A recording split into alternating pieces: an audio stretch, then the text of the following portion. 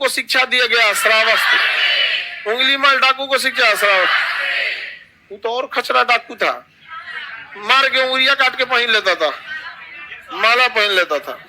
समझ में आएगी ना? महात्मा बुद्ध को घेर लिया एक दिन जंगले में, कहे कि हम माला आपका भी काट के अब माला पहनेंगे आप। महात्मा बुद्ध ने उनको शिक्षा दिया कि एक बात बताओ, तुम्हारे पास बल की कोई कमी है?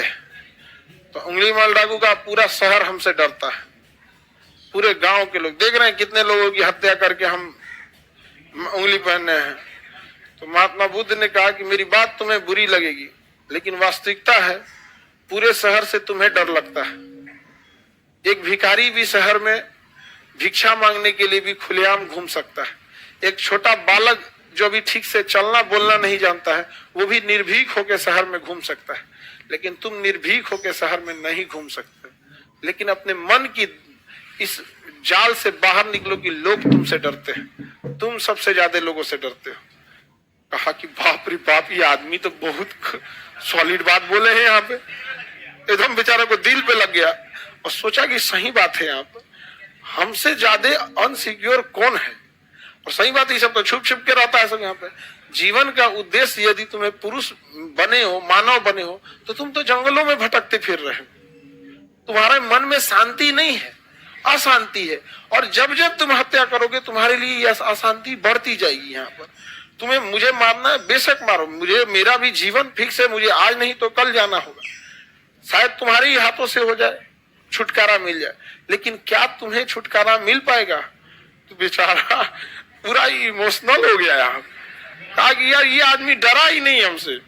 महात्मा बुद्ध डरे ही नहीं थे, उनको क्या मतलब, उनको तो और महापरिनिर्वाण प्राप्त हो जाता। अब बेचारा महात्मा बुद्ध के चरणों में गिर गया और उसको महात्मा बुद्ध ने शिक्षा दिया, माफ किए और शिक्षा दिए। बाद में उसे बौद्ध भिक्षुक में शामिल किए। बाकी सब डेराई रहता था, कब पलट मच जाए, कहीं ऐसा ना डायलॉग बोलने लगे, इन हाथों ने हथियार छोड़ा है, चलाना नहीं भूला। लेकिन बहुत अच्छा भिक्षुक हो गया, नहीं समझा? उंगली मार, अब बिल्कुल सही है। दिल टूट गया होगा सर उसका। अच्छा, पहले के लोग भी समझदार होते थे। अभी का डाकू कहेगा ज्ञान मत बांटिए हमको। पहले का डाकू भी ना हमला करने जाता सोच समझ के जाता, अब तो दारू पी के जाता है इसमें। अब उसको समझाइएगा तो कहेगा बहुत बोलता है यार, इसको पहले निपटाओ। तो महात्मा बुद्ध ने उंगली माल डाकू को शिक्षा कहाँ दिया था?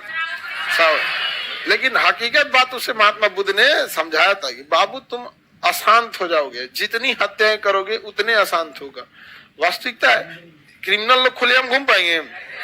और एक चीज हमेशा याद रखिएगा, अगर आपने हथियार उठा लिया, हथियारे से मरिएगा। समझ में कि नहीं? हथियार उठा लेंगे, आपको भी हथियार से ही मारा जाएगा। ये इतिहास रहा है, आप देख लीजिए। चाहे ओसामा बिन लादेन को देखिए, चाहे अजमल कसाब को देखिए, चाहे नक्सल को देखिए, चाहे कश्मीर के उग्रवाद को देखिए, चाहे जहां भी देख लीजिए। जिस दिन आप हथियार उठा लेंगे, हथियार ही आपकी जान लेगा। कंफर्म है ये। आप किसी को देखिए, आप अपने एरिया में, आपके डिस्ट्रिक्ट में अगर कोई इस टाइप का गुंडा वगैरह होगा, देखिए दूसरा मार दिया होगा उसको। हाँ, तुम्हारे गांव में हाँ मरा जाएगा। हथियार की खराबी है, उठाने से पहले याद रखना। समझ में आ गया कि नहीं गया? कोई मारे, पुलिस मारे, दूसरा गुंडा मारे, अपने कल में मरा जाओ, चाहे जो भी मरा, लेकिन हथियार की एक खराबी है। जिस दिन उठा लेते हैं लोग ना, उस दिन हथियार श्राप देता है कि हमें उठा लिया ना, हम तुमको उठा लेंगे। ये देखिएगा ये चीज, इसलिए सबसे बच बचा के रहिएगा। आप लोग यंग एज में, अभी बिहार बर्बाद हो गया इसी सब के चक्कर में। समझा कि नहीं? 2000 का कट्टा ले आके मारता है, 4 गोली के बाद कट्टा का मुंह फट जाता है। कट्टा में दम थोड़े होता है। वो अलग बात है कि दहशत फैलाने के लिए वो ठीक ठाक होता है। हाँ? बिहार में 99% वही लेके घूमता है। नहीं समझा? कट्टा किसको दिखाएगा यहाँ पता है? कोई बेचारा ठेला लगाया है उसको, जानता है रे, आपको जानता है तुम।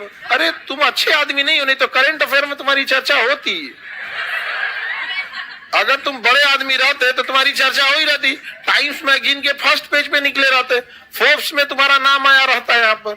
लेकिन तुम बकलोल हो, अब बेचारा एक दुकान लगा रहा है, ठेला लगा रहा है, वो क्या लड़ पाएगा तुमसे? और से देखा है, जानते हो यहाँ पे अब ठेला के बाद ना वो सबकी टैक्टिस होती है। हम बिहार वाले इसी सब में बदनाम हुए। ठेला के बाद ठेला के पीछे जो दुकान लगा रहा था, अब उसके पास कहेगा हमारा दो बिस्कुट दो 10 रुपया का, जानते हो हमको पहचानते हो? नहीं समझे? सोचो तुम 10 रुपया बिस्कुट का पैसा नहीं दे सकता है, नहीं समझे? ये होता है। और दूसरा क्या होता है कि इन लोग का कनेक्शन, बिहार में इसका कनेक्शन पॉलिटिक्स से होता है, पॉलिटिशियन से इन लोग का कनेक्शन होता है, जिस वजह से पुलिस एक्शन नहीं लेती है। क्योंकि पुलिस को देखो, पॉलिटिशियन कभी पुलिस की नौकरी नहीं खा सकते हैं, लेकिन पुलिस को कमाने नहीं देंगे सब, क्योंकि हर थाना कमाने वाला नहीं होता है। कुछ कुछ थाने में कमाई ज्यादा होती है, तो मन मुताबिक ट्रांसफर चाहिए तो नेताओं के हिसाब से करना होगा, नहीं तो ऐसा थाना देगा जहां आपका कमाइए ना हो। समझ में? तो करप्शन है तभी डरते हैं। करप्शन नहीं, अगर बस अपनी सैलरी से काम मतलब रहना ना, किसी से नहीं डरेगा। सैलरी थोड़े रोक दीजिएगा, ज्यादा कूदिएगा तो उठा के दे देता बीएमपी में जाके, ये लेफ्ट राइट कराते रहिए। वो देखता है कि भाई बीएमपी में 1 रुपया आने वाला नहीं है। अपन थाना में रहते तो अरे मार होके आएगा थाना में, पहले कुछ ना कुछ होगा कि नहीं होगा। तो लोग भले ये कह दे कि पुलिस डरती नहीं, नहीं उसको भी क्या चाहिए, पैसा चाहिए। वरना सैलरी के हिसाब से रहे तो किसी से न डरे। कोई कोई पुलिस वाले को नहीं मतलब होता, कोई कोई बहुत अमीर घर से चलाता है, अमीर घर से आ गया, उसको सैलरी से मतलब ही नहीं है। यहाँ पे अभी हम तो ऐसे पब्लिकली नहीं बोल सकते हैं, लेकिन एक है अधिकारी, वो इतना अमीर घर से है कि सैलरी, जीवन में जितना सैलरी कमाएंगे उतना हमारे यहाँ सैलरी बांट दिया जाता है उसके अपनी कंपनी में, किसी से नहीं लगता है। कहता हम सैलरी के भरोसे है नहीं, रिश्वत लेके करेंगे क्या? जितना रिश्वत लेंगे उससे ज्यादा हमारे यहाँ पड़ा हुआ है, जमींदार आदमी है, समझा? क्यों का नहीं सुनता? हम आपका सुनेंगे मेरा सुनिए आप।